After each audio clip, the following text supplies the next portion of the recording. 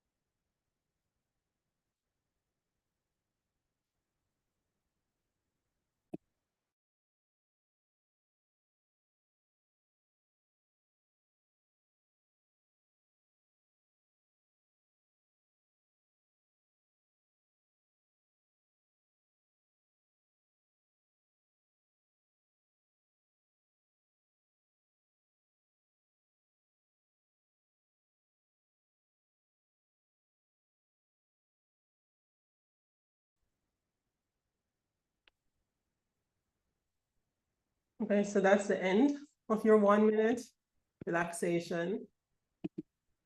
So we're going to kick off now with thinking about motivation. Yeah, so there's a quotation by Pablo Picasso who talks about the meaning of life is finding your gift, and the purpose of life is giving it away. So our motivation for this teaching is, may you find your own happiness and share that with others, which is practicing generosity. So I hope you find this valuable. And as we head into the discussion session, just think about your motivation for tonight, for being here in this particular session, your motivation for being part of a group practice or a group community, your motivation for taking a spiritual path. Like what is that? What does that mean for you? And there will be a opportunity for questions at the end of the presentation. All right, so our presentation is based on the Four Noble Truths. And what exactly is that? So Khenpo Sudarji says, Shakyamuni Buddha taught us 84,000 Dharma doors, which can be summed up into the Four Noble Truths. So literally 4 teachings can sum up or summarize Buddha's 84,000 Dharma teachings. The summary of that then can be summarized into just one sentence. And this is a quote from Buddha himself: suffering I teach and the cessation of suffering. So our discussion tonight is going to be based on this: suffering I teach and the cessation of suffering. So what exactly are the Four Noble Truths? They're the first teaching given by Buddha or Siddhartha after his enlightenment. They're the foundation of all Buddhist philosophy and practice, and they begin the path from samsara or cyclic existence and takes us all the way toward liberation.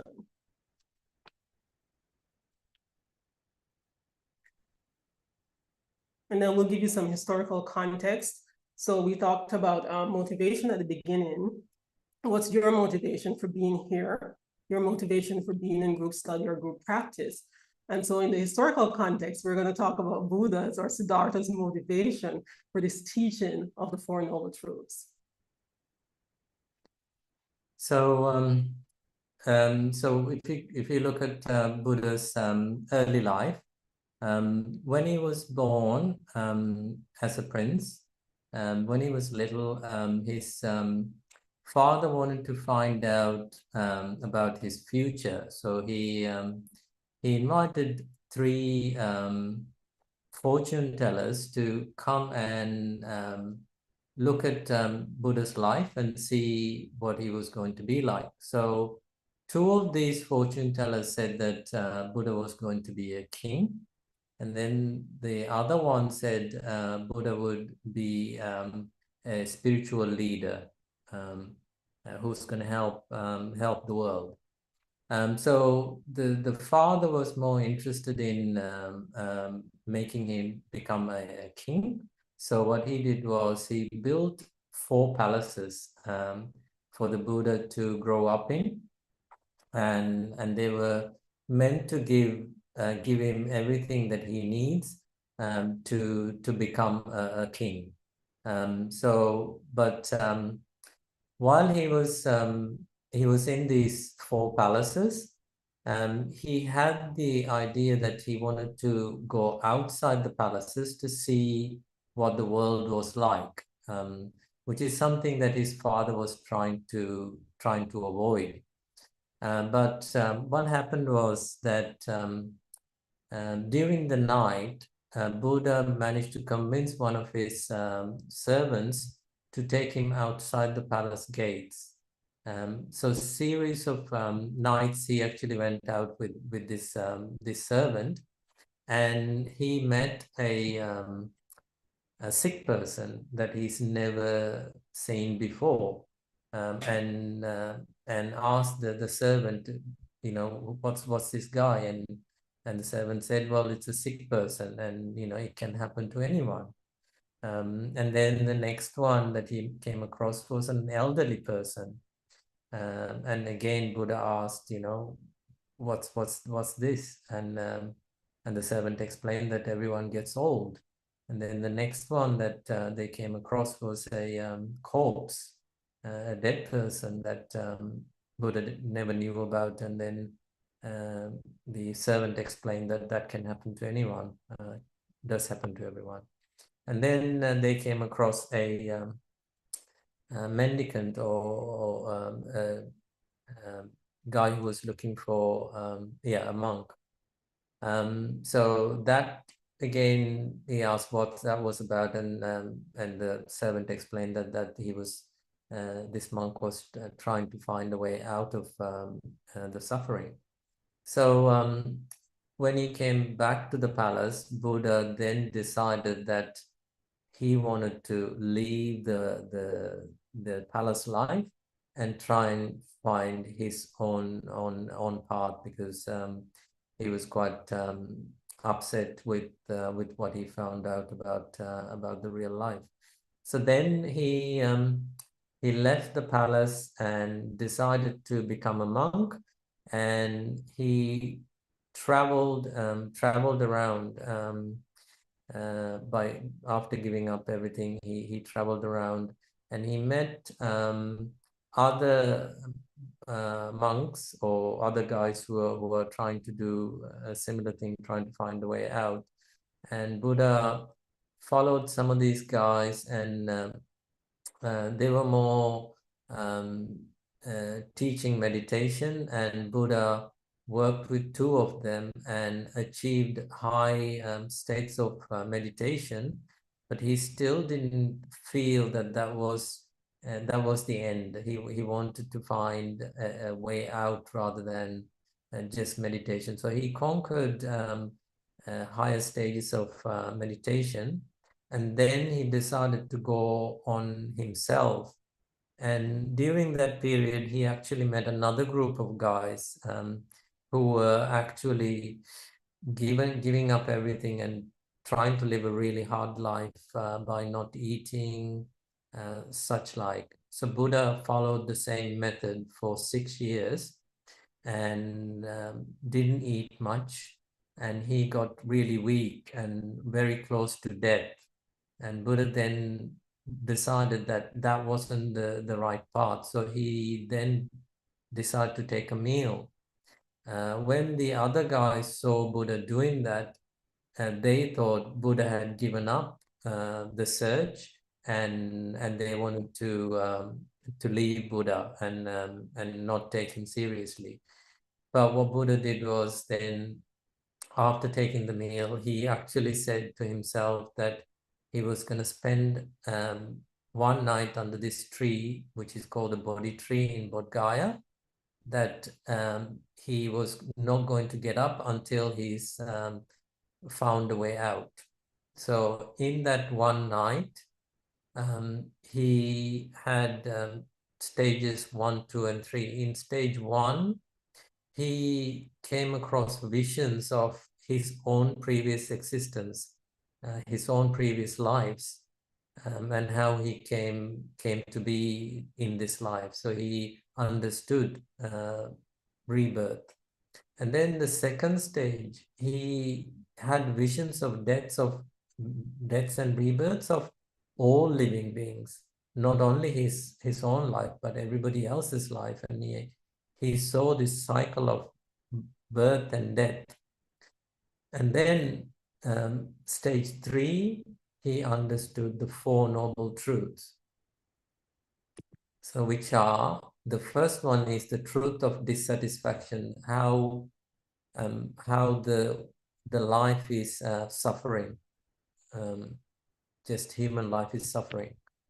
And then he found out what's the reason for this dissatisfaction. And then the next one is how to overcome this problem of dissatisfaction and the cause of dissatisfaction. And then he came up with a path that will lead us away from dissatisfaction into awakening.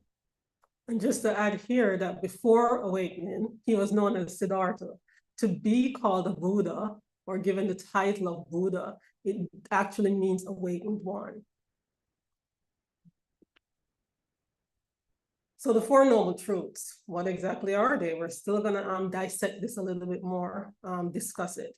So Buddha, once he got awakened or enlightened, he decided, first he said he wasn't gonna teach at all. And then he got to the point after some convincing that he was gonna teach. He had a conversation with one of his followers who said that there's some people who have little dust in their eyes. So there's some people who would, because he thought that people wouldn't be ready for the truth of suffering and cessation and just existence itself being suffering. And then he met with a disciple who said, yeah, there are few people or some people who actually have little dust in their eyes. So they have the ability to understand these teachings. So if you have the knowledge, why would you not support those people? And so the Buddha decided to teach. So his first teaching was these Four Noble Truths, and he did 3 sermons on these Four Noble Truths. And these sermons were given to the 4 guys who was with Buddha before he started taking that meal. Even though they left him, once Buddha discovered the Four Noble Truths, he went back to those guys and gave these sermons. So the first sermon he stated, or in the first sermon he stated that this is suffering, referring to samsara, cyclic existence. It is oppressive. This is the cause of suffering. It beckons or it calls to us, cyclic beings. This is the cessation of suffering. It can be realized, and this is the way it can be cultivated. Then his second sermon, if you notice, he goes up a little bit more in his thinking or sharing. This is suffering. You should know it. This is the cause of suffering. You should cut it out. This is the cessation of suffering. You should realize it. So be fully aware that it is what it is. This is the way you should cultivate it. And then he gave the third sermon, same place in Bodh Gaya. This is suffering. I already know it. So he's saying, I have the experience. I know this for real. I have the realizations. This is the cause of suffering. I have already cut it off. This is the cessation of suffering. I have realized it, that there is cessation. It can be stopped. And this is the way. I have already cultivated it. And he shared the way with us. All right, so we have this brief medical analogy of the Four Noble Truths to help just bring it into realistic everyday terms. So when you think of the Four Noble Truths as a teaching, we can see, or any teaching, any Buddhist teaching, we can see the Buddha as a doctor. So he's this great physician who diagnoses illnesses, tells us what's going on. He's skilled, has experience, has learning. The Buddha, right? As we just said, he went through all these things, the austerity, the seeing the true nature of suffering, the reality of it. He's cultivated the way as he just stated in those sermons. And he's sharing that with us. What he's sharing with us is the Dharma, what we know today as the Dharma, and that would be considered as a medicine in this analogy. So it's the actual teachings and practices that we can do to get out of samsara. And then we have the nurse or pharmacist, people who help us, a spiritual community, people who support us. They're the medical attendants in the analogy who guide and support the patient. They share the medicine with us. They encourage us to take the medicine. They ensure that we have the correct doses. So those would be our teachers or spiritual guides. And then cessation comes at the end of that. So when you put all those together, it leads to cessation, but that is the implementation of the treatment plan. And what we should point out here is that that's your responsibility, or that's our responsibility. We have to take the medicine once it's been given to us. So Buddha can lay out the path, he can tell us what we need. We can have spiritual community and friends who support us and say, here is how it should be done. But if we don't do any of that, then there's no getting out of the suffering or cyclic existence. So to break it down, the truth of dissatisfaction or suffering is just identifying the illness. The truth of the cause is finding the cause of the illness. And then we have the truth of cessation, which is knowing the cure, knowing that it can be stopped. And then finally, the path, which is a treatment plan. So as I said before, while the Buddha provides a diagnosis and the Sangha provides the care, the responsibility for taking the medicine of Dharma lies solely within the individual as a patient. So we're going to continue and break down each noble truth so we can get a deeper understanding of what it exactly is and how it applies to this everyday situation, 21st century. So the first noble truth, the truth of suffering or dissatisfaction. So that simply states that life involves inherent dissatisfaction, pain, and impermanence. So even when things seem good, there's some level of suffering that comes along with that goodness or right after that goodness. So to explain this, the Buddha taught that there are three main categories of suffering. So it's the suffering of suffering, and that simply means birth, aging, illness, and death. All of those are suffering. But being born is suffering. Just the thought of a baby being conceived, stuck in a little shell of water for 9 months, the pain of giving birth. And research actually states that not only does the baby go through some pain in that womb or uterus, but most pregnant women, 90% of them in this survey actually says that they have some level of discomfort that actually impacts their daily life while they're pregnant. So the baby is going through suffering, the mom is going through suffering, and then once you're born, of course, there's a rough blanket, the bright lights, a slap on the bum, suffering instantly as you come into this world. And then as soon as you get out of that womb, aging starts. It starts going downhill from there. Once aging starts, then illness is bound to occur unless you have seriously good karma. And as you age, the end of that is death, of course. And most people fear death. So just even thinking about death becomes suffering. So this also includes, nowadays, we can include our emotional and mental pain, not just physical. And then the second category of suffering is the suffering of change, or what we know to be impermanence. So that simply means that anything that is not permanent is obviously impermanent and subject to change. So when we think of just having great success, that fades with time, and that becomes suffering. Every single thing, as we know, it is impermanent. The food that we enjoy so much, we eat, and at some point in time, the plate goes empty. And then third one is pervasive or conditioned suffering. So this one is just a deep unsatisfactoriness of cyclic existence.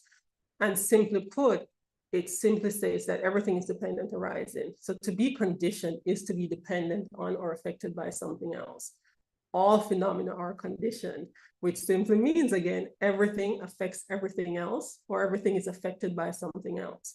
So to have this moment, there has to be a previous moment, or there has to be a previous cause and a previous cause for that cause. So everything is impacted by something else.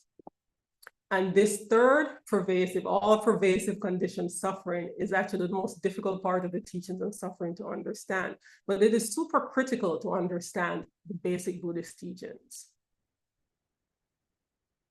So when we think of the First Noble Truth, in the words that I just expressed, Buddha's words summarized, or in my own interpretation, how does this show up in our everyday lives? So truth of dissatisfaction as the illness, getting what is not wanted becomes suffering. So getting sick, nobody wants to be sick, so it becomes suffering. Getting fired from a job becomes suffering because we want to keep the job, we want the money. Losing our homes is suffering. Losing our money, bankruptcy, is suffering. Not getting liked by people or not getting the likes that we want or approval is suffering. And then just things not happening generally in the way we want is suffering. And then on the flip side of that, not getting what is wanted is suffering. So not getting what we want is suffering. Not getting what we want, what is not wanted, is suffering. So not getting the likes is suffering. Not getting the promotion at work is suffering. And not getting good reputation or not having good reputation is suffering. Not having people love us is suffering. Not getting college degree, education, success is suffering. Not getting the love from people that we'd like to love us is suffering.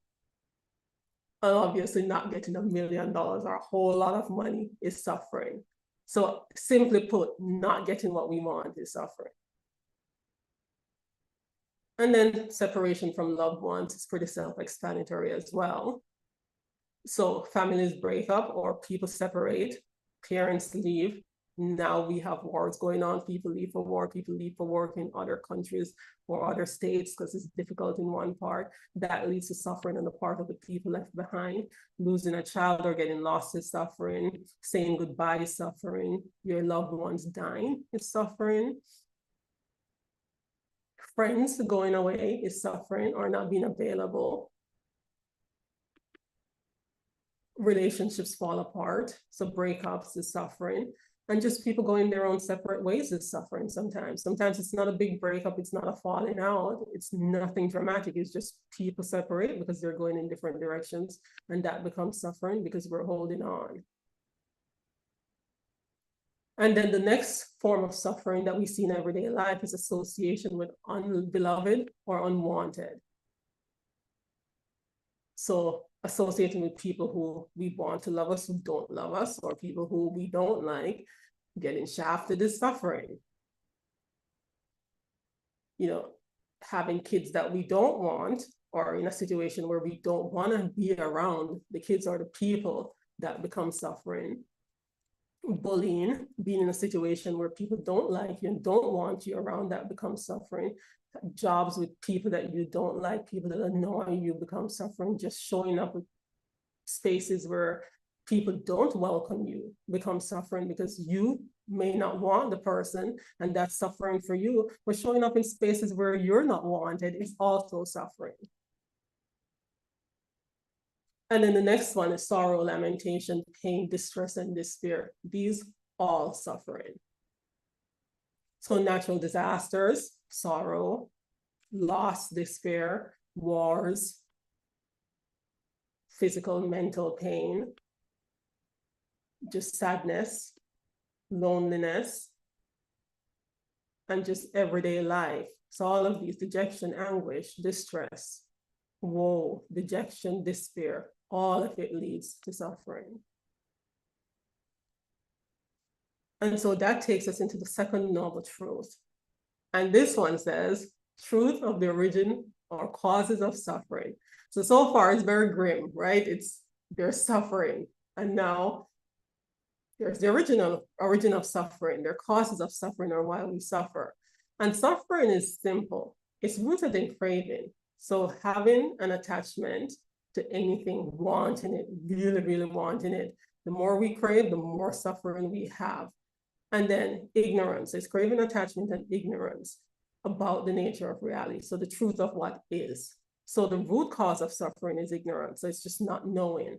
Ignorance then gives rise to attachment and aversion. So grasping, holding on, distancing. So attachment is like liking something, aversion is not liking it.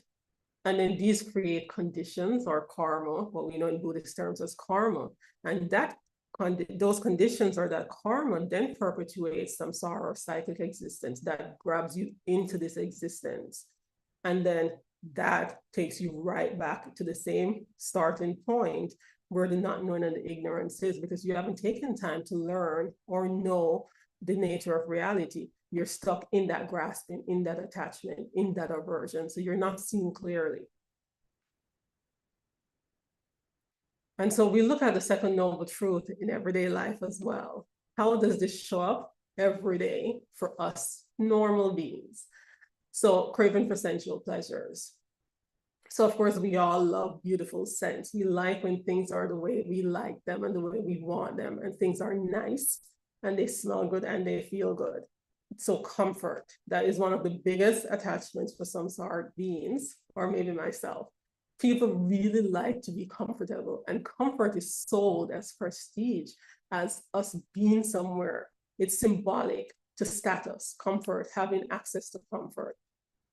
Every single sentient being is attached to food in some way, shape, or form. Nice music, partying, having fun. And just now we have screens, tons of screen time to just access the social media, to movies, to mental stimulation, external mental stimulation. So craving for these things constantly causes suffering. So when we look at the five senses, taste, hearing, sight, smell, and touch, these are senses, but the sense have a limit. It can only give you so much satisfaction.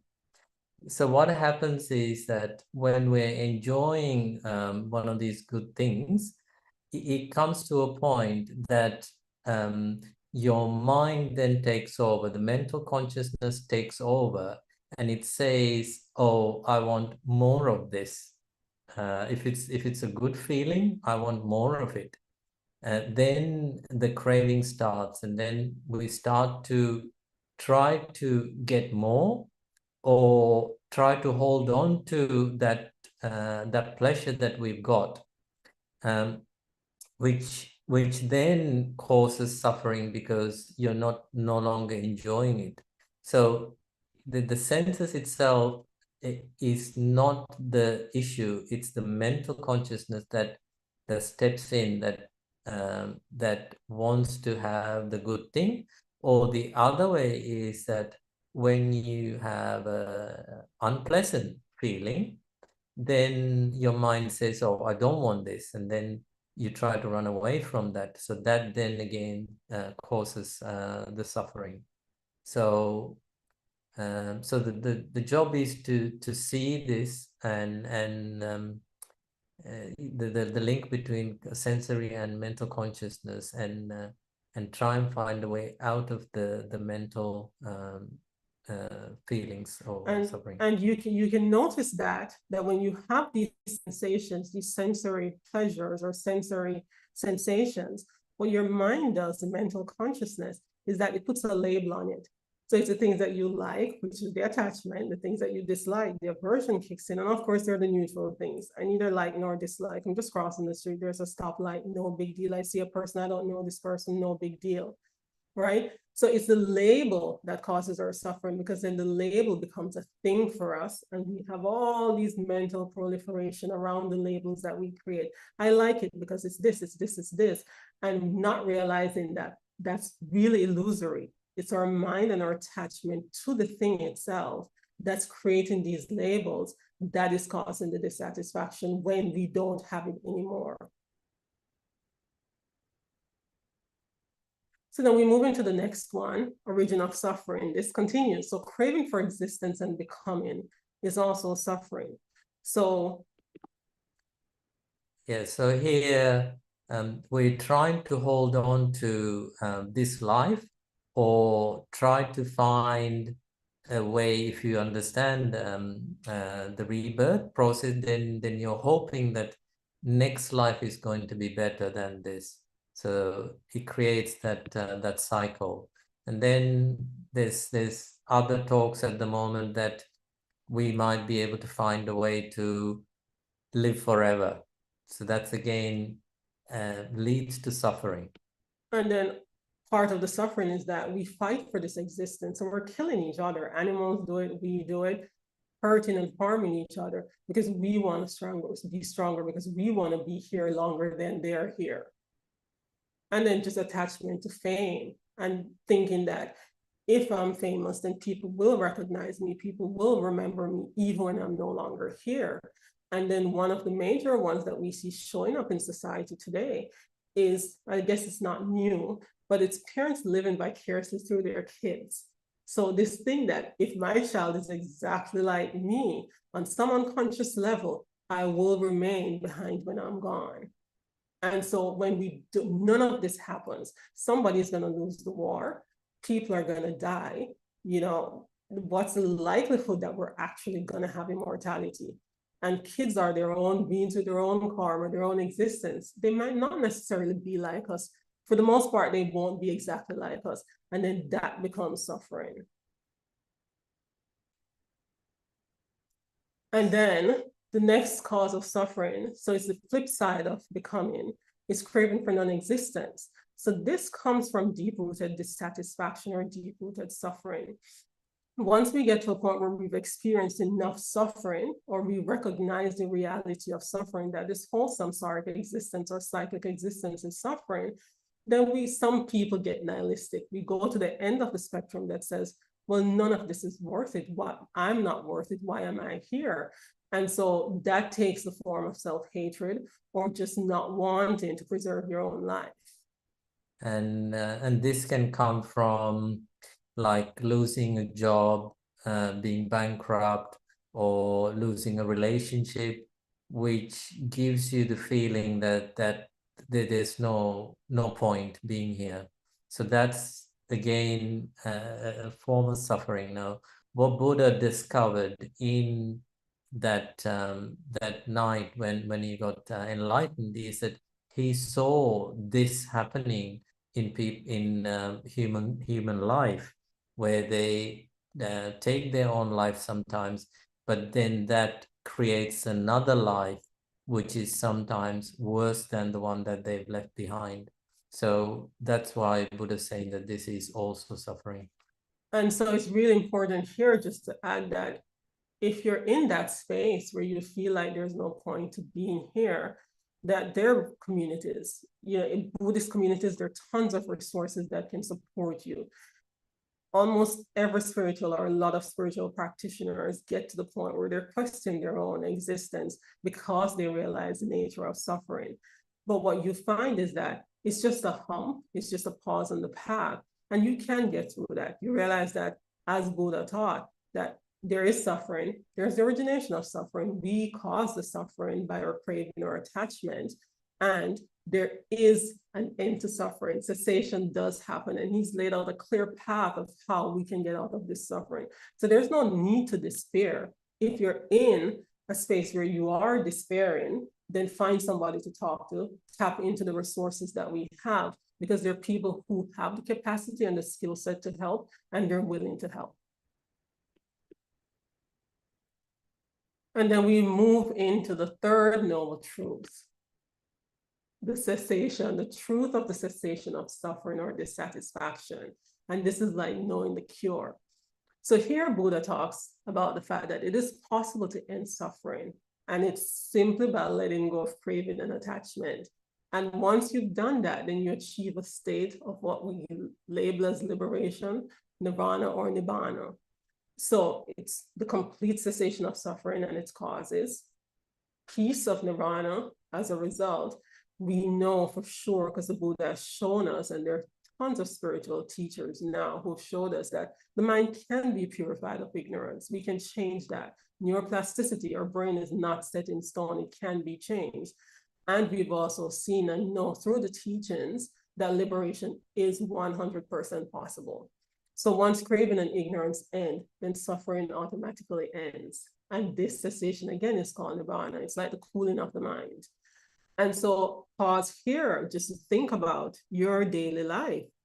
Every day, at some point in time, you're in a state of peace. Whenever craving stops for a moment, just a few seconds, your mind experiences a taste of peace. Sometimes we don't recognize it because we're moving so fast through life, but we all have had those experiences where we have that little taste of peace. And nirvana is just that sustained peace. So then the Fourth Noble Truth, the good part. So this is, we're into the good part now. The truth of the path out of suffering. So this is termed or labeled as the Eightfold Path or the Noble Eightfold Path. The way to end suffering is to follow the Noble Eightfold Path. And this consists of 3 categories: cultivating wisdom, ethical conduct, and mental discipline. So it's a path leading to liberation or nibbana. And it's achieved through practice, daily consistent practice. So we'll discuss each of these steps in a little bit more detail. So before we go in, just fun fact. So most places, Buddhist places, we see this eightfold wheel. What does it mean? Because it does have a meaning. So it's used to represent Buddhism. So where you seek, you know it's a Buddhist place. The 8 spokes actually represent the Eightfold Path. And the wheel also looks like an ornate navigation wheel. So I term it as a way to steer throughout life or to get us straight out of samsara. So Buddha taught that to live a good life, you must follow the Eightfold Path, or you should follow the Eightfold Path. It has 8 parts, and the 8 parts are right view or understanding, right intention or thought, right speech, right action, right livelihood or job, right effort, right mindfulness, and right concentration. So right view simply means looking at the world in the correct way, understanding ourselves, nature, and the way things work, understanding the 4 noble truths that we're going through tonight, and the law of cause and effect. And then right intention or right thought is simply just cultivating intentions of renunciation, intentions of goodwill, and intentions of harmlessness rather than desire, ill will, or cruelty, which are the things that cause suffering from our previous slides. So just stopping yourself from doing and thinking things that make you act immorally is having right intention or thought. And then right speech is just speaking truthfully, kindly, and meaningfully. So again, the flip side of that is to avoid lies, gossips, and harsh words. So even if you're not speaking truthfully, as long as you're not telling lies, gossiping, and using harsh words, you're in a pretty good place with right speech. So just making sure on a daily basis that you're checking yourself and you're saying things for good and not to hurt others. And then right action is just acting ethically. So avoiding harm, stealing, and misconduct.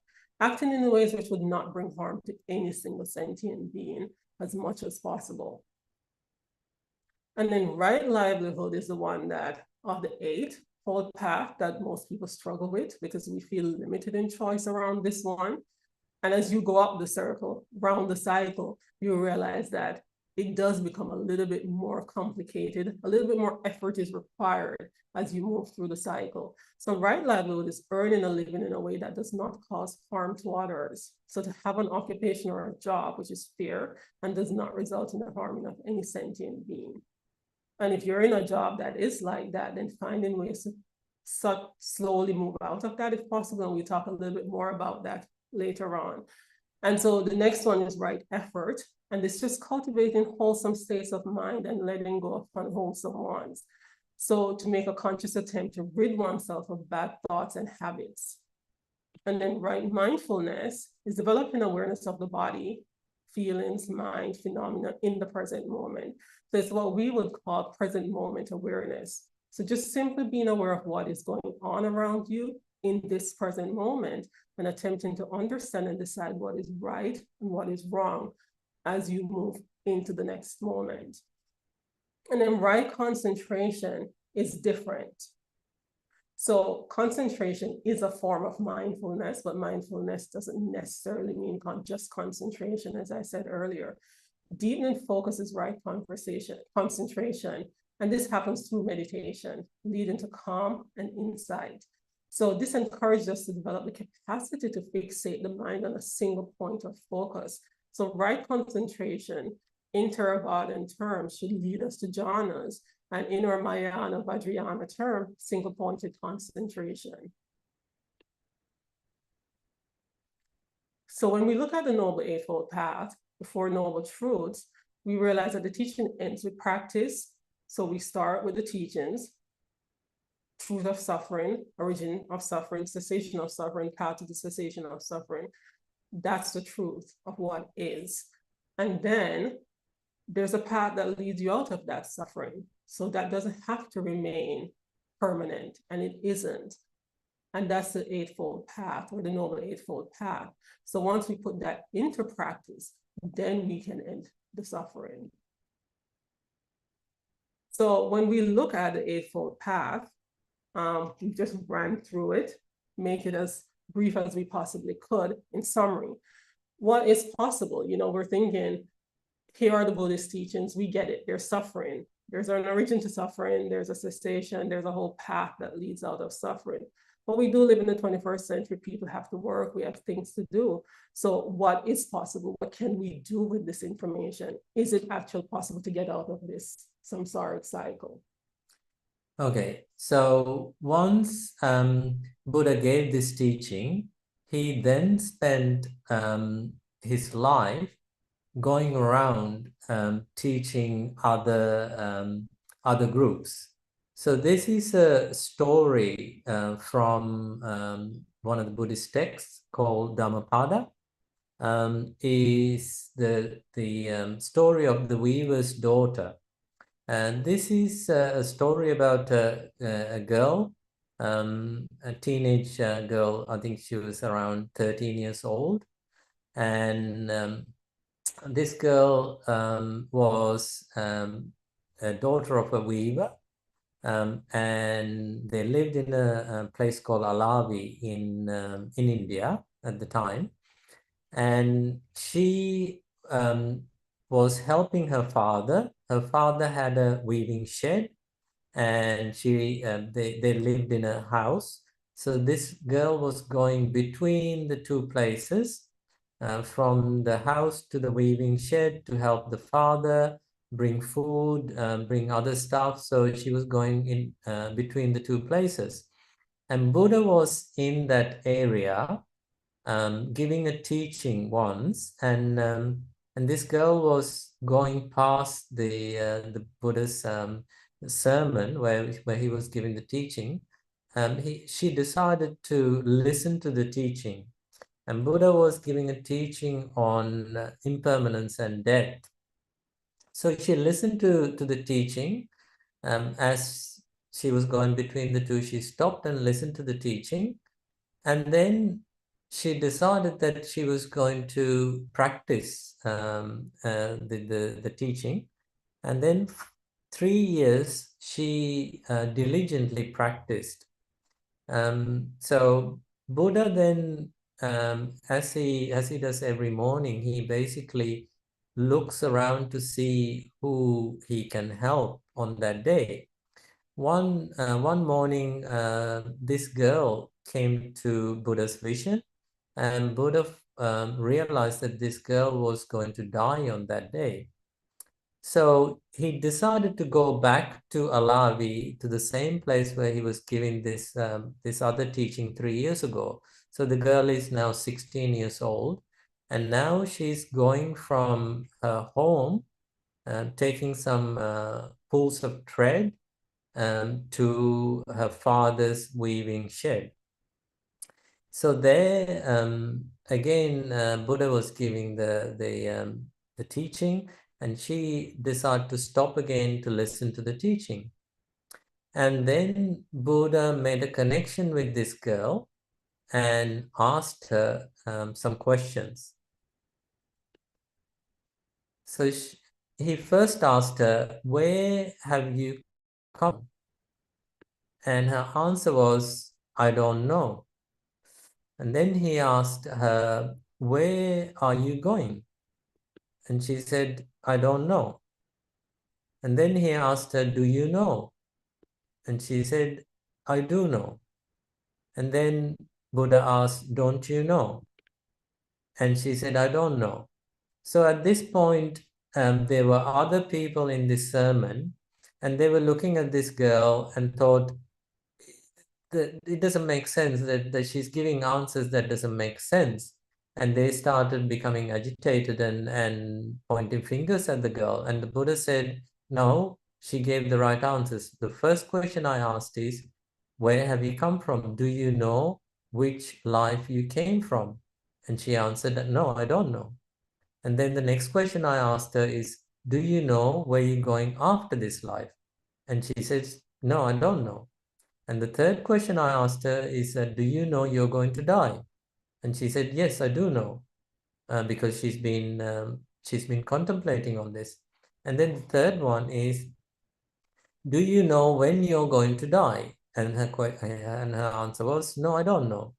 So when Buddha explained these answers, people understood that she was actually done some work on impermanence and death, and she understood that the time is uncertain, where we come from is uncertain, where we're going is uncertain, but the only certain thing is that we do know we're going to die. So when she realized this, she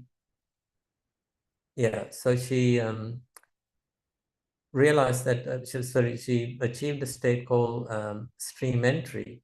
What this story shows is that even though this was a young girl, by doing some work, she has managed to understand Buddha's teachings, and the work that she's done led her to become a stream enterer. So what is stream entry? So let's find out. Right. So the stream entry is a state where once we've done some work, we enter the path. In Buddhist terms, once you enter this stream, so it's a irreversible progress towards awakening. So the stream will take you to enlightenment. So what this girl achieved is that state. So once you achieve that, there's no rebirth in lower realms. So all your future lives are never going to be on a lower realm. And you only have maximum of 7 lifetimes before enlightenment. So enlightenment or awakening is guaranteed. And then once you're in that stream, you will never go backwards. You'll only go forwards. So how do we get to this place called stream entry?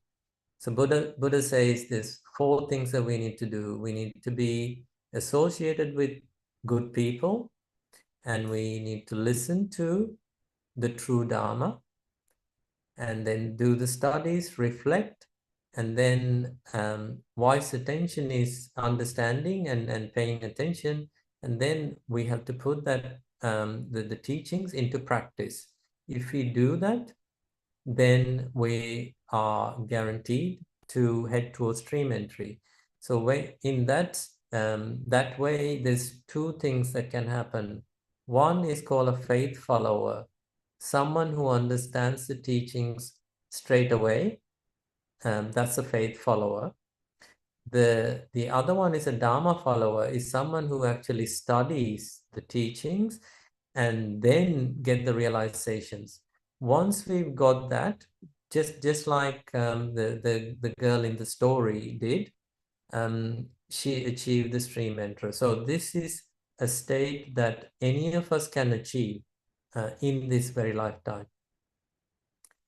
Yeah, so again, this is cultivating the Noble Eightfold Path, learning about the different parts of Noble Eightfold Path, putting into practice, and that can get you to stream entry.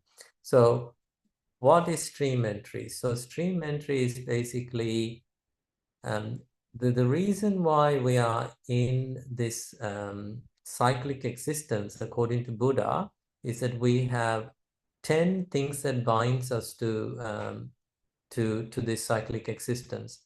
And what we're doing in the stream entry is cutting the first three of those fetters, they call.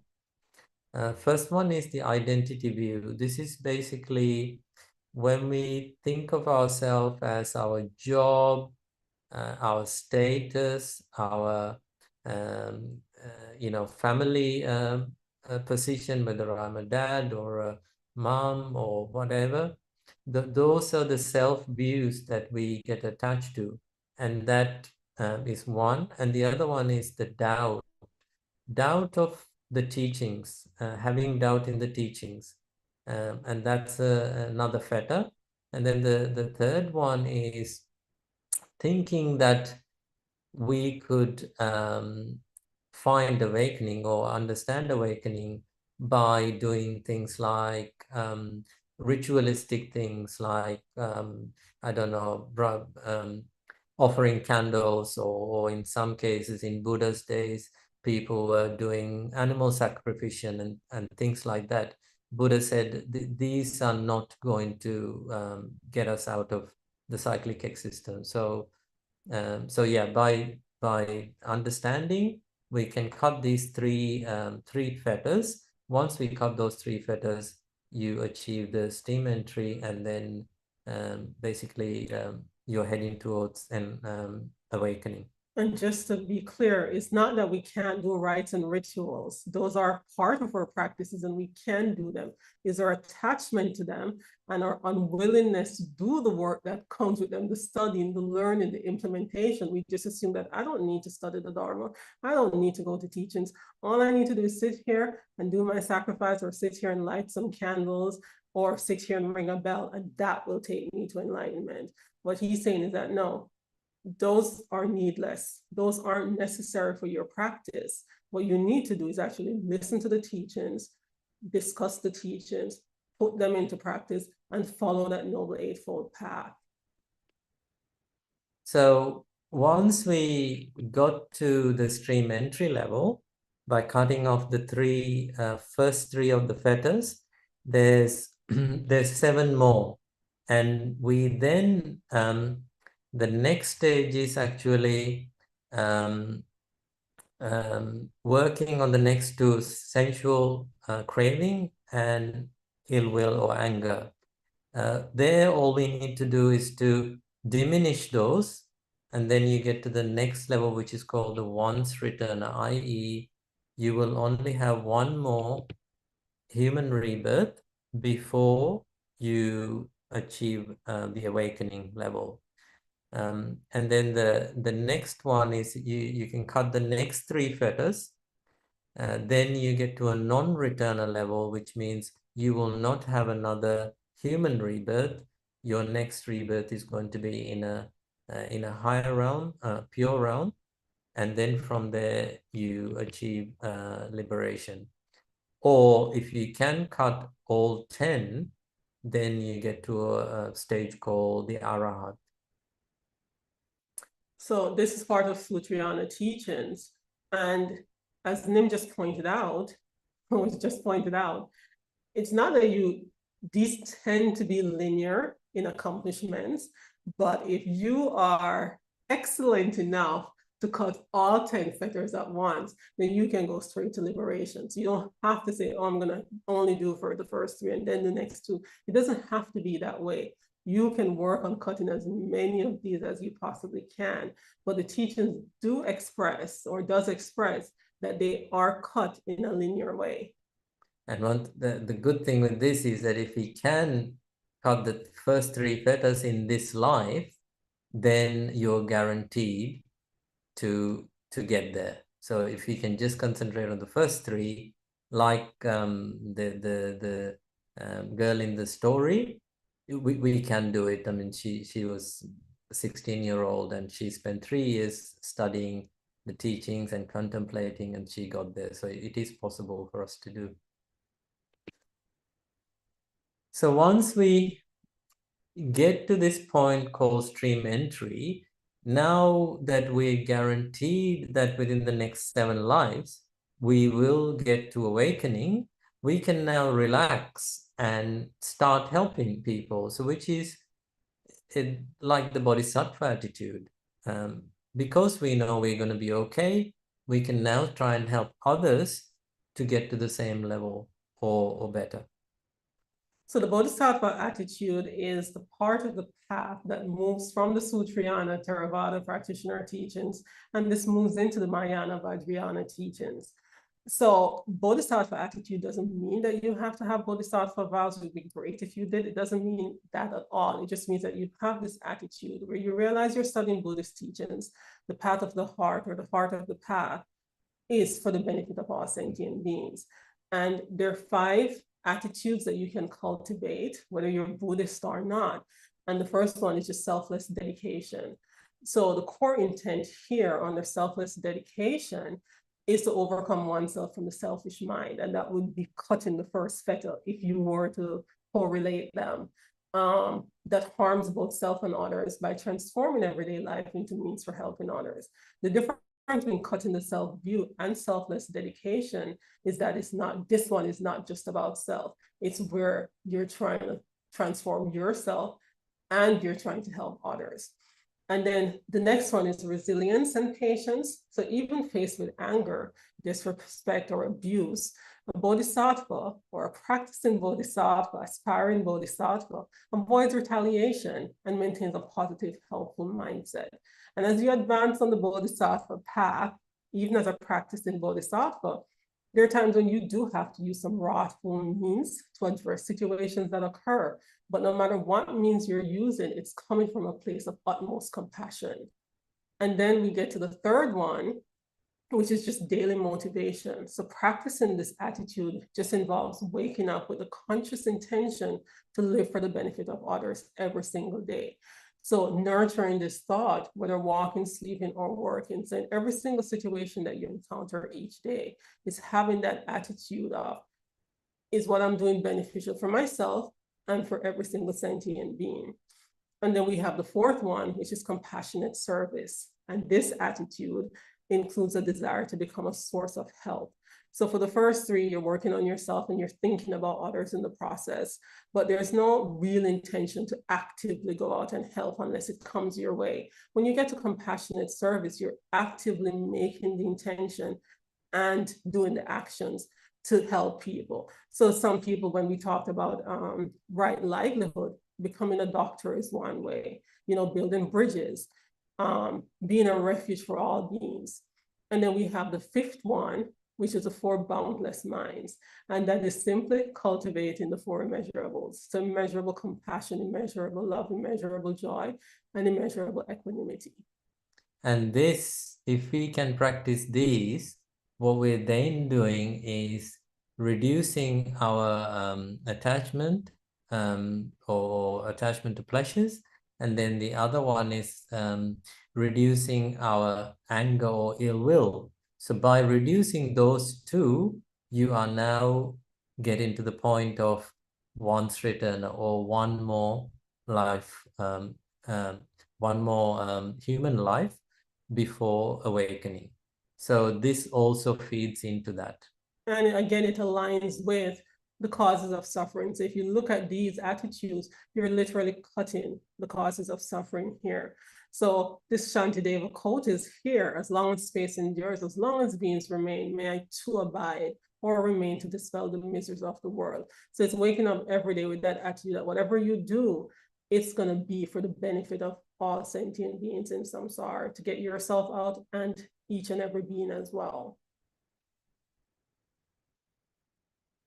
And then we think 4 noble truths. So we've learned about the 4 noble truths. We know there's suffering. origin of suffering causes cessation. There is a path out of suffering.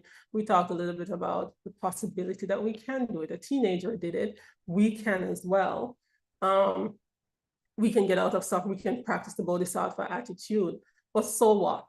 Like, what do we do? How do we do that? So here we can look at a daily practice. So the daily practice is making a commitment. So that commitment could be anything. So it's up to us what we want to do. But the next one is diligence and consistency. So whatever we say we're going to do, we've got to do it diligently and consistently. So consistency is really important, and diligence is important, and commitment is important. So here we've got the listening part, which relates to the putting the teachings into practice by listening, which supports the right effort, right mindfulness, right concentration, right view, and right intention, which loosens the core fetters of skeptical doubt. And then living by these supports right speech, right action, right livelihood. This loosens the core fetter of belief in the personal view, personality view. So by doing these practices every day, just like the weaver's daughter, we can do it. We can achieve. And this goes to show it's a good representation of the fact that it's not easy, but it's also not that difficult. Yeah. And so we think about the Noble Eightfold Path, and how do we do that? How do I do that in this very life, in this very existence, in my everyday practice, in my everyday life? So simple everyday actions that you can do to practice the Noble Eightfold Path, implement it in your everyday life. They are practical, realistic, and totally doable. So the first one, right view, which just means seeing clearly. So when you wake up every day, just pause before reacting to any situation that occurs and think, what's really going on here? Make that time, or take that time to do the analysis. And then when you have lack of ignorance, because now you have enough knowledge and information, then you can make a more informed decision. So then instead of reacting to things, you're now responding. And then take time to notice impermanence. Recognize that good and bad moments pass away, and we don't need to be attached to anything when bad moments occur. It's not the end of the world, because they're permanent and they will go. We don't need to grasp and clutch and hold on to the good things as either, because they too will pass. So we enjoy each moment, and we're constantly living in the present moment. And then at the end of the day, just reflect what caused stress today, what reduced it. You can journal, you can discuss this with a friend, and then decide. I mean, it can happen over time, it can be instantaneous. What caused stress? I need to reduce these things because they stress me out and it's not good for my health, mental or physical. What reduced it? I need to cultivate these things or include more of these things into my daily life. And then the second one is right intention. So that simply means setting your direction. And one way that I do that is to wake up each day and start the day with a simple intention. Today, I will be kind and not harm any sentient being as much as possible. And walk through the day with that, let that be your guide. And then when irritated, you can shift to thinking, may they be well. We all encounter people and situations that irritate us. So they bring anger, and we call it irritation. It's mild forms of anger, right? And so when you look at that person, you think, they're no different from me, really. They just want to be happy. Now, they might be, trying to find that happiness in a way that I don't agree with or doesn't feel good for me, but they just want the same thing I want. The reason why I'm irritated is because I'm not getting what I want. They're not acting the way I want them to act. So just think, may they be well. And then just let go of small grudges quickly. When you hold on to small grudges, they compound, they quickly add up. And then before you know it, you're getting sick, you're this angry person, and you're not sure why. It's the little things that compound and are there. And I heard this saying that says, anger or emotional turmoil that's not released through verbally or just analysis usually gets released in physical way. So it manifests as illnesses. So we need to be mindful that sometimes even when we're experiencing physical illnesses, it's just small grudges that have compounded and anger that we've held on to. It's more emotional than it is physical, and it's the emotional stuff that's now manifesting as physical. And then the third one, right speech. So before speaking, just ask. And everybody knows this one, right? It's just how to communicate. Is it true? Is it kind? Is it necessary? Sometimes it is true, but it's not necessary. Not everybody wants to hear what you have to say. And so we have to think, is it going to be beneficial to the person who I'm sharing with? Avoid gossip, even subtle negativity. And here it's really important to realize that subtle negativity is not just communication with words. We communicate with body language. A lot of us communicate with body language. It's that rolling of the eyes. It's that shrug. You know, when your boss says something that you don't like or you don't agree with or you don't like the boss, you know, you look at your friend, they look at you, you do a little sign, and then it becomes this negativity that you perpetuate. People who weren't even thinking about it now is caught up into your negative cycle. So just being really mindful of how you communicate. Online communication, you know, intentionally not liking something that somebody posts because you don't like them, but liking 5 other things that they will see, those kinds of things. Like, really be careful and mindful when you're doing things like that. And then practice one conscious compliment or kind word daily. And sometimes this is hard when you're doing it with people that you have aversion towards or you just don't like, or people who've hurt you. So that's not a requirement that is to anybody who's caused you harm. You can try it with people that you care about and people that you love, because it becomes easier. And as you try it with them, you'll get their reaction and their response, and then you can try it with other people.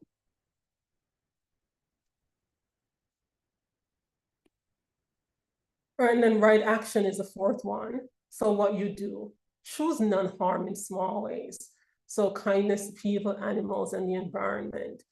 This one I practice with just stuff like trash. I'll walk down the street and I'll see a food wrapper and just pick it up and drop it in a bin if it's close by. Sometimes I walk with it for a little bit before I find a trash can, and that's okay. It's okay to use a piece of tissue to hold it. Just small acts of kindness, just saying to somebody, thank you, opening a door for somebody, smiling with a stranger on the street. Be honest when it's even when it's inconvenient. But again, watch your communication, make sure your intention for being honest is good enough. Act in ways your future self would respect. So if you're making decisions and choices, just analyze in the moment, would my future self, looking back at this decision, this moment in time, be proud of me or not? And then right livelihood, how you earn. Again, this one is super challenging because most of us are older. We already have jobs, careers, life set up around these careers to pay bills and get through life as we know it. Reflect, does my work harm or help others? Bring integrity into your role, whatever that is. And if change isn't possible now, as it isn't for some of us, then start aligning in small ways. You know, I can make a decision to start looking at other jobs within my scope of field or expertise and see what's available. Just the intention to change your job is a good way to start. And then 6, right effort. So the energy you apply to everything. So just reduce habits that drain you. Doom scrolling on Instagram, Facebook, social media, the constant exposure to negativity, that is totally within your control. And try building small positive habits. So like 5 minutes a day in meditation or just gratitude. We started with a small mindful minute. So just observing the present moment, how you're feeling, a body scan, a minute is okay. Catch negative thoughts early and redirect them gently. So when you see the negative thoughts arising, because we know when they're arising, you just catch them and redirect. And then right mindfulness, so being present or being in the present moment. So just bring attention to simple moments like walking, eating, breathing. And that Thich Nhat Hanh says, you know, you can be walking and say, I am walking, I am eating, I am breathing, which is super important because if you're not breathing, then you're not here. So just being aware of those things that we take for granted because we just do them automatically. Just be present with it as you're doing it and see how you find that concentration. Take 3 conscious breaths during transition. So before you make a call, before you enter a meeting, just breathe in, breathe out, breathe in, breathe out, and settle yourself. Notice thoughts and emotions without immediately reacting. So learning to respond and observing the space that comes between responding and reacting, and choosing to respond instead of reacting. And then right concentration or deep focus. Do one thing at a time. That's easier said than done. No multitasking. We're not as good at multitasking as we think we are as human beings. When we're multitasking, we're either not doing any of the tasks well, or we're doing one well and the rest not so good. So try doing that. And as you develop that concentration, that samadhi, you're going to find that multitasking becomes a little bit harder because now you've learned to be more mindful and you learn to focus on one thing at a time. So single pointed concentration. Set aside 5 to 10 minutes daily for quiet meditation. That's how you're going to develop concentration, right? Concentration. It is through practice. There's no other way to do it but through practice. And you need to create small focus zones in your day. So where there's no phone, no distractions, you have to create space for the practice to develop that right concentration. So to summarize all that I just said, a simple daily formula: in the morning, set an intention. It's right intention. Today's going to be a good day. I'm not going to harm. I'm going to practice harmlessness. Be aware as you go through the day and act kindly. So there's mindfulness, speech, and action in that. And when you get home in the evening or you're settling down after a full day, just reflect and learn. What did I do well today? What did I do? What can I do differently tomorrow? And that's right view and right effort. So in essence, it's not about being perfect at all. It's about the small, consistent shifts that we do. It's a little bit more awareness that you'll notice. You'll realize that you're a little more kind. And even when you don't notice, other people will, for sure. A little less reactivity. You'll notice how you respond more instead of reacting. And then over time, you'll notice that those small shifts actually reshape your whole life experience. Right. So while we were doing the research for this presentation this week, we came across a prophecy by Guru Rinpoche, or Guru Padmasambhava, also known as Lotus-born Master.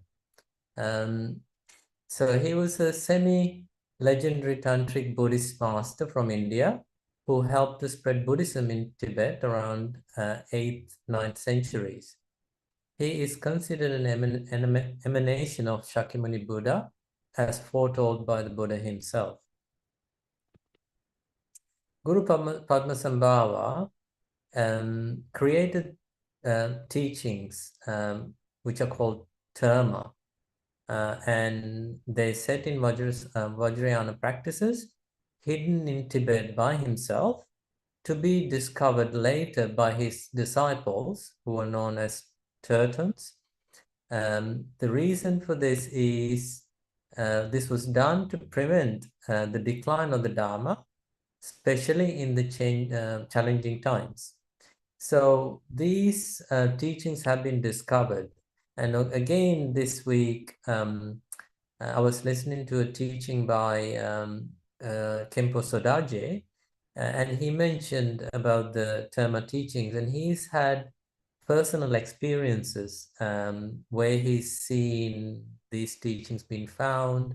And what he said was that he has total faith in these teachings that Guru Rinpoche created.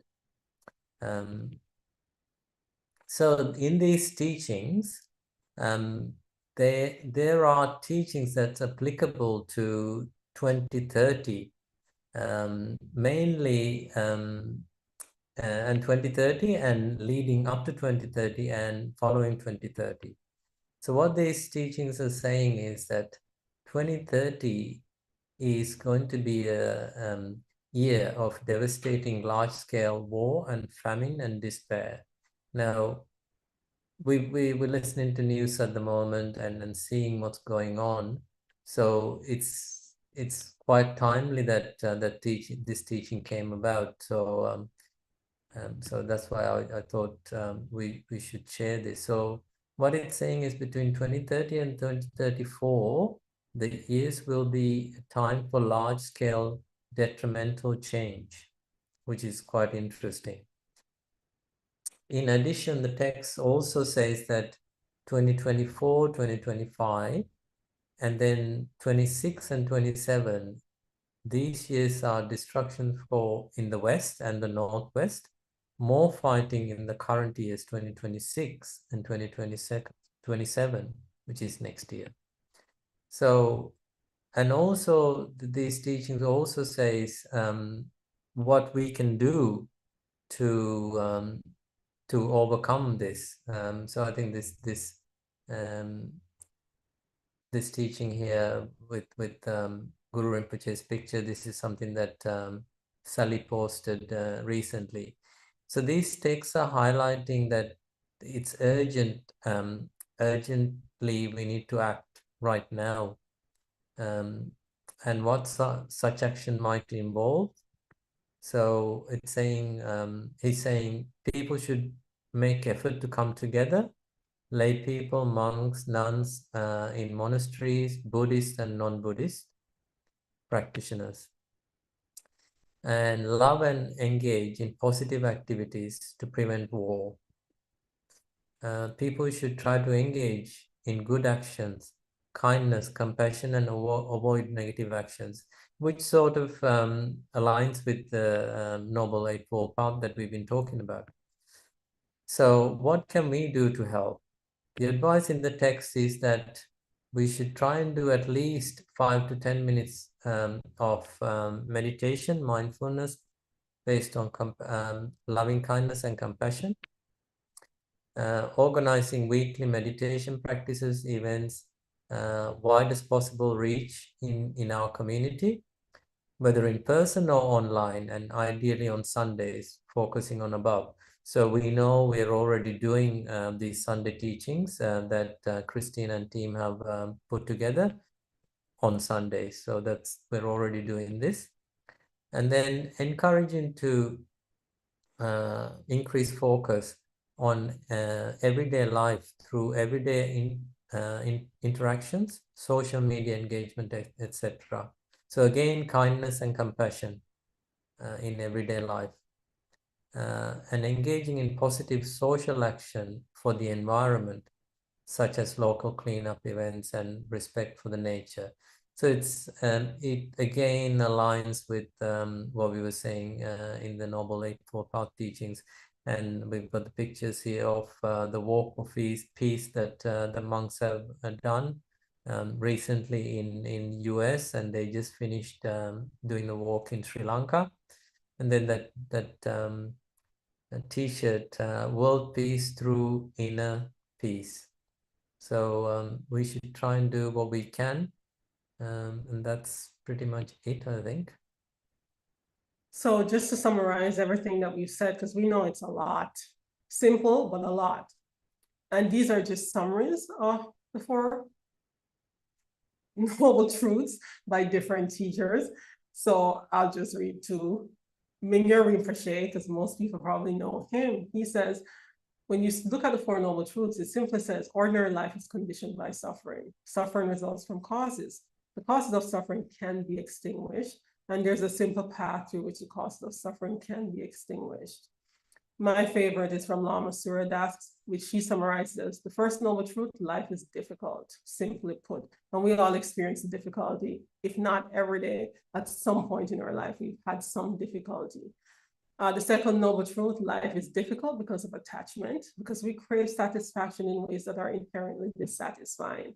And we know that's the truth. The third noble truth, the possibility of liberation from difficulties exists for every single person, every single being in samsara. And then the fourth noble truth is that the way to realize this liberation and enlightenment is by leading a compassionate life of virtue, wisdom, and meditation. These three spiritual trainings comprises the teachings of the Eightfold Path to Enlightenment.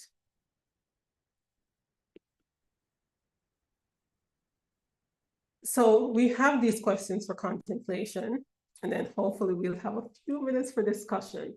So the first question is, which form of suffering do you most clearly see in daily life? What causes of suffering can you identify in your own mind? What would true freedom from suffering mean? How does the path appear in your own practice now?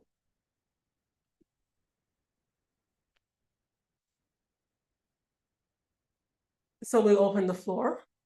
We just want to say thank you for your attention, for being present, and we want to open the floor for any clarifying questions that you may have.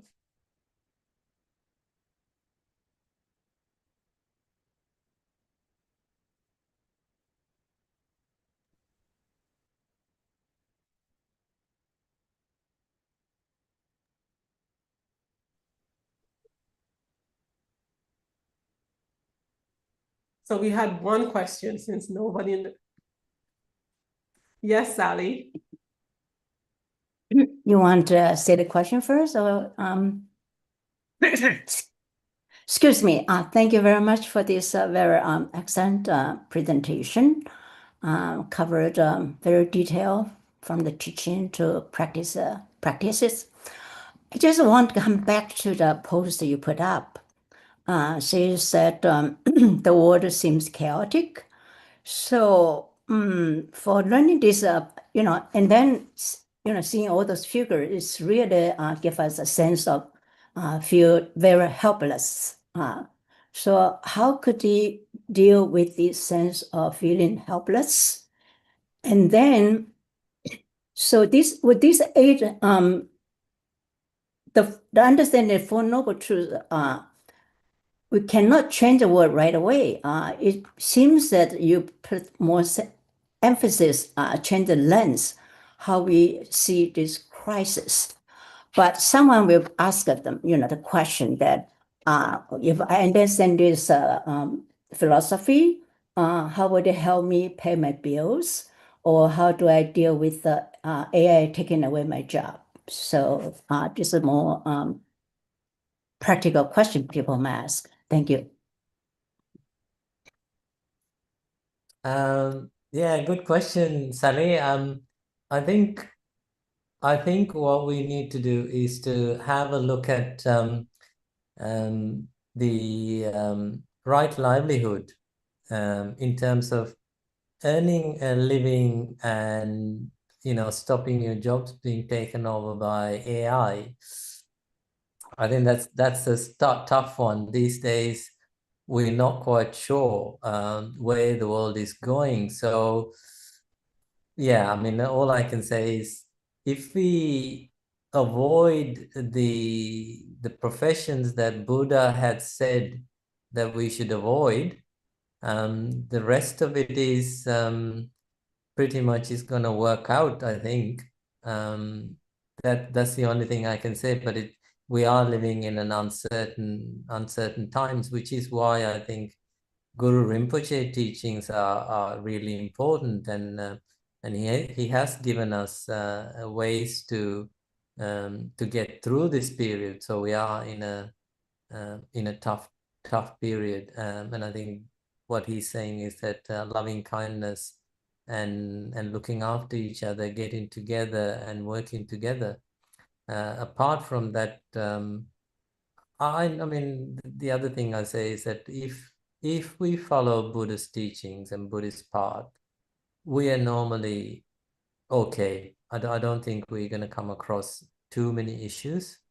Even earning a living and making a living, I don't think is going to be a problem if we follow the teachings. That's my own experience. And I think when you think about helplessness, as you hear these, it's because our brains tend to focus on the things that cause emotional upset. So as soon as we hear the four noble truths, we think of the first two, like, oh, it's suffering. And because we experience the suffering, and as you say, we see it every day and it's right there, it's chaotic. And so that's where we go. But we have to remember that the two last ones, it goes uphill. Like, it's not just downhill. Like, they're causes for suffering, and we see how we cause our own suffering. And sometimes it's just that we don't want to take responsibility. And sometimes it's hard to take responsibility because we're all trying our best in every single moment with the skill set and the capacity that we have to do so. But to realize that there is a path out of this suffering. And it is impermanent, like everything that's conditioned. So it will end. The suffering will end. And ways to combat or overcome that sense of helplessness, I find personally, is through community. It's through being around like-minded people, people that are on the same path as you, people who have the same aspirations or visions somewhat, not feeding into that negativity. I think I said some of that, not feed into that negativity as much, like cut some of that social media and some of the stuff that you see. And I totally get that that doesn't change the world outside, but it does change your inner world. And if each of us can change your inner world, then we can impact the outer world to some extent. But part of that is also accepting that there are things that you can't change and you won't be able to change. And that doesn't mean that you give up or you just sit back and say, oh, I can't change whatever and become nihilistic. Is that you accept the reality of what is. I can't change that, but is there something I can do? I probably can change my own community. I probably can work with kids in my own community. I probably can do some environmental work in my community. That may not impact the larger world, but it's probably changing the life of that one person. So when you feel helpless, I have this analogy that I heard a long time ago. It's the guy walking down the sea and he was just picking up the starfish or whatever it is, throwing them back in the ocean. And another guy comes by and says, like, that's just a waste of time. There's like hundreds of them that have washed up on shore. You picking up one at a time, that's not helping. That's not making a difference. And his response after reflection was that, well, it made a difference for that one that I just threw back. So sometimes this is just one that we help, and 1 + 1 + 1 + 1. Then our reach extends beyond what we even thought possible to begin with. And when you think about just losing jobs, yeah, that's hard. It's hard for all of us as we all sit in this space where times are uncertain, but that is the nature of samsara, and that is the nature of reality, that things are uncertain. So think about the future, make plans, see if you have options, explore different options, but be realistic about change is coming and it is hard, and we have to find ways, personal ways to mitigate change, and we're going to have to turn to community as well. Yeah, that's how it's hard for all of us. I hope that was helpful, somewhat helpful. Yeah, thank you very much. I think also we are taught that what we see the world actually is the result of our collective karma, and part of it. But we are, but within the collective karma, there are also individual karma. I think someone made the analogy like collective karma is the way all in this traffic in the road, but how to drive is our individual karma. So as you say, start from us. Even we are maybe one of 10,000 effort there. But as I think also they say that a butterfly, flapping in Brazil, they affect the weather somehow. So I guess there's probably we have just to follow we are the very fortunate ones, just follow the Buddha's path and not feel dismayed. Thank you very much. Thank you, Sally. Any other questions?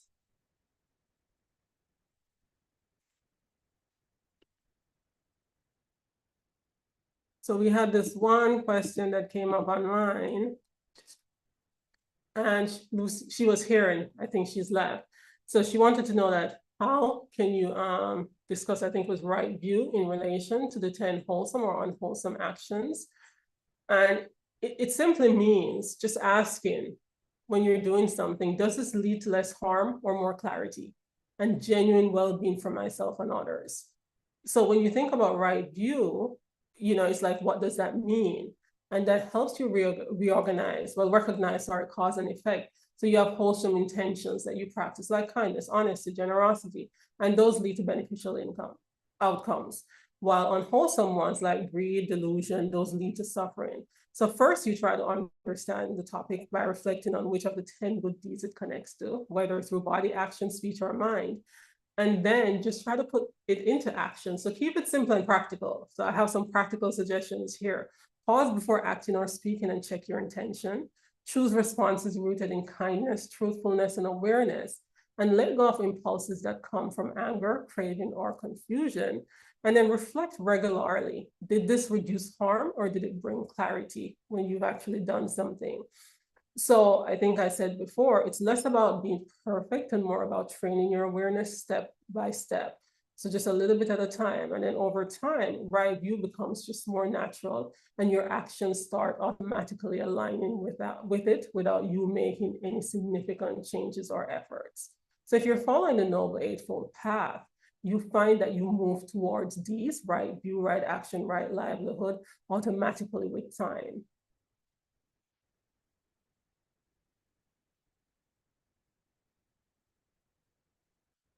Are there any other questions? All right, if there are no other questions, we'll do a quick dedication to close off. Just as a warrior, Manjushri attained omniscience, and Samantra Bhadra too. All these merits I now dedicate to train and follow in their footsteps. As all the Buddhas of past, present, and future praise these aspirations as supreme, I now dedicate all these roots of virtue for all beings to perfect good actions.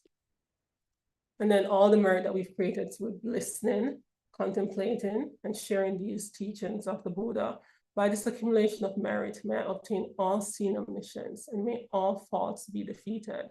The whirling, turbulent waves of birth, aging, sickness, and death, suffering, from this ocean of samsara, may I liberate all sentient beings. Thank you.